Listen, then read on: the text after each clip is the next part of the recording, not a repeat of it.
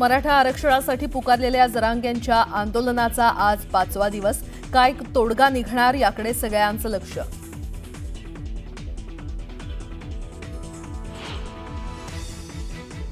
मराठा आंदोलकांना मुंबईतले सर्व रस्ते मोकळे करण्याचे कोर्टानं दिले आदेश. फक्त आझाद मैदानातच उपोषण करण्याच्या सूचना.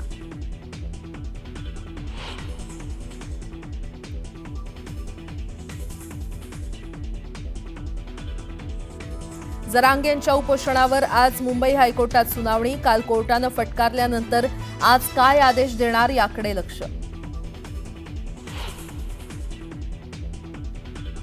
मराठा आणि कुणबी एकच हे फायनल. छगन भुजबळांना महत्त्व देत नाही. जरांगेंचा पलटवार. तर मुंबईकरांना त्रास होईल असं वागू नका शेवटचं सांगतोय म्हणत हुल्लडबाजांनाही भरला दम. ओबीसींच्या वाट्यात दुसरे वाटेकरी नको. छगन भुजबळ यांचं वक्तव्य. ओबीसींवर अन्याय झाल्यास मुंबईत धडक. भुजबळांचा इशारा.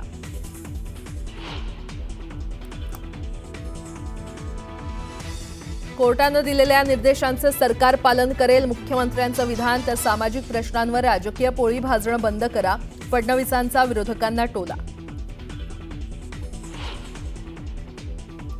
मराठा आरक्षणासाठी राज्य सरकार एक नवीन GR काढण्याच्या तयारीत. GRच्या मसुद्याचं काम अंतिम टप्प्यात. मंत्रिमंडळ उपसमितीतल्या सूत्रांची माहिती. चीन आणि जपानच्या यशस्वी दौऱ्यानंतर भारतात परतले पंतप्रधान मोदी. SCOमध्ये दहशतवादाला पाठिंबा देणाऱ्या देशाविरोधात कठोर कारवाई करणं गरजेचं असल्याचं केलं प्रतिपादन.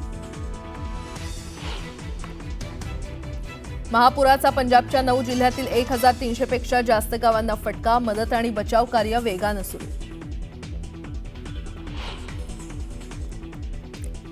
आणि अफगाणिस्तानात भूकंपानं मृत्युमुखी पडलेल्यांची संख्या पोहोचली 1100च्या वर. भारताकडून मोठ्या प्रमाणात मदत साहित्य रवाना.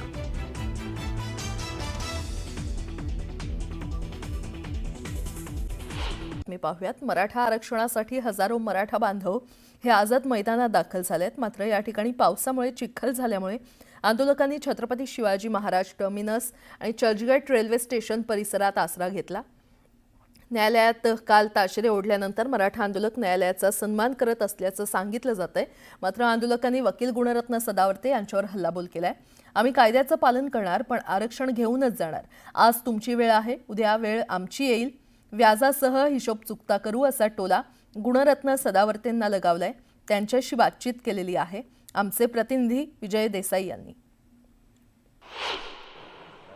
मनोज जरांगे पाटील यांचं आमरण उपोषण सुरू आहे आझाद मैदानावर आणि या ठिकाणी आजचा 5वा दिवस आहे. 5व्या दिवशी सुद्धा हे आमरण उपोषण सुरू आहे. माझ्यासोबत प्रशांत सावंत सर आहेत जे या संपूर्ण आंदोलनाचं लिगली काम बघतात. काय सांगाल सर, आज कोर्टाने सुद्धा काही निर्देश दिलेले आहेत, काय सांगाल? कोर्टाने जो निर्देश दिलेले आहेत की बेसिकली जो ऑर्डर आलेली आहे आमच्याकडे, आता त्याचं वाचन झालं. आज 8-8:30 वाजता आली ती आणि त्यामध्ये त्यांनी सांगितलेल्या गोष्टी आहेत की तुम्ही असं करता तसं करता. आपल्या सर्व आमच्या बांधवांवर त्यांनी खूप मोठे आरोप केले आहेत की तुम्ही दंगा करताय है ना, इथे गोंधळ घालताय. ठीक आहे म्हटलं हा म्हटलं खरा मराठा आहे. हा छत्रपती शिवाजी महाराजांचा मराठा आहे आणि हा गरजवंत मराठा आहे. कारण मुंबईमध्ये जी लोक राहतात हे सगळं सुखवस्तू आहेत. त्यांना हा मराठा माहीत नव्हता. माझ्या मित्रांनी सुद्धा विचारलं हे लोक कोण आहे. म्हटलं हे ओरिजिनल मराठे आहेत.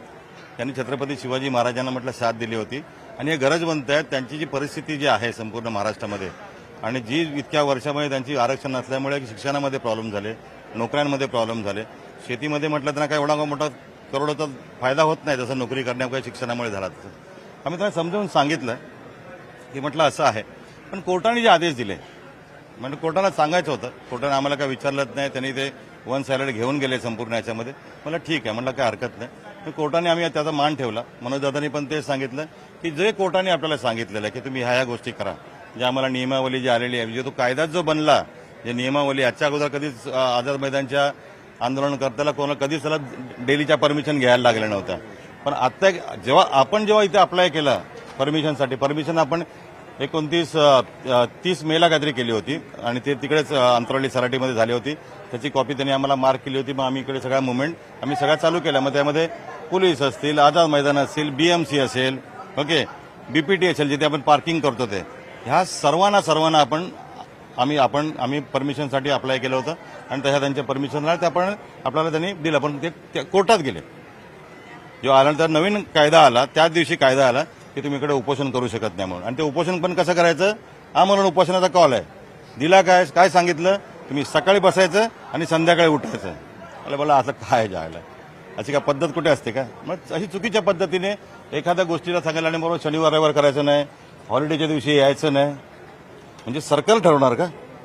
सरकार ठरवणार की बाबा हे माझे जे बांधव जे आहेत, गरजवंत आहेत, त्यांनी आपला सुट्टीच्या दिवशी आंदोलन करायचं? हे कोणासाठी करताय? सरकार चाललंय कोणासाठी? हा पहिला प्रश्न आहे, मूलभूत प्रश्न आहे.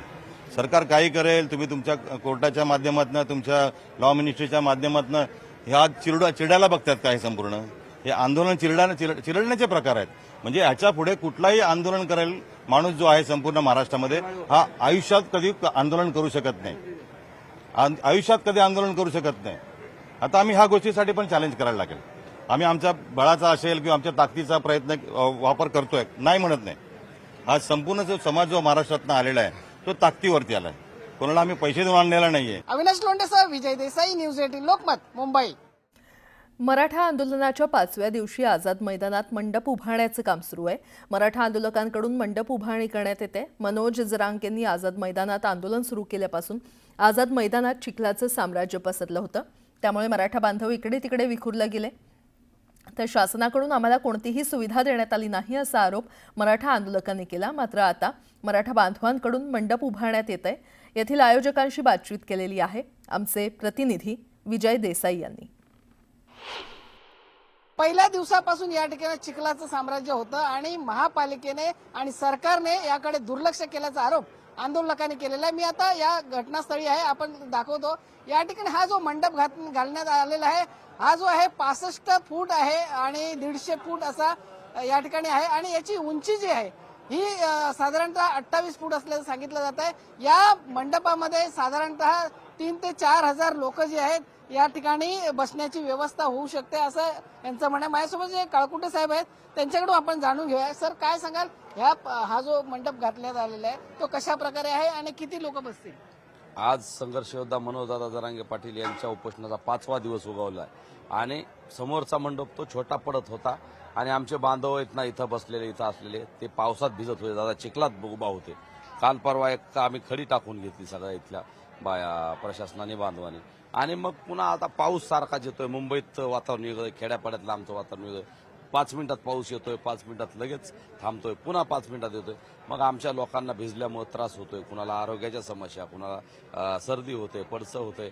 या सगळ्या भावनेचा विचार करून मनोजदादांनी सांगितलं काहीतरी केलं पाहिजे आणि काही दानशूर मंडळी पुढे आले आपल्या समाजातले आणि त्यांच्या माध्यमातून हा जो 20 मीटर बाय 50 मीटर म्हणजे फूटमध्ये तुम्ही जे सांगितलं 65 बाय 150च्या पुढं आणि 28 फूट उंच असा हा भव्य दिव्य मंडप होतोय. वॉटरप्रूफ आहे आणि बघा त्याचं काम सुरू आहे. आताच चालू असताना पाऊस आला होता, आपण बघतोय वरी हा अतिशय किती पाऊस आला तरी इथं काही होणार नाही अशा पद्धतीचा मंडप टाकलाय. आणि आता इथं 3 ते 4 हजार लोक इथं बसतील, तिकडे 1-2 हजार बसतील, म्हणजे 5 हजाराच्या आतले लोक इथं बसू शकतात. आम्हाला पहिल्या दिवशी परवानगी 5 हजाराची होती, त्यामुळे आम्ही त्या दृष्टीने तयारी केली. उद्या 1 वाजता कोर्टात सुनावणी, बघूया अजून काय होतंय. मग आझाद मैदानावरच्या या आंदोलनासाठी मनोजदादासाठी काय ते निर्देश देतात. 1 वाजता उद्या सुनावणी आहे, त्याच्या अनुषंगाने अजून काही टॉयलेटची व्यवस्था असेल इथं.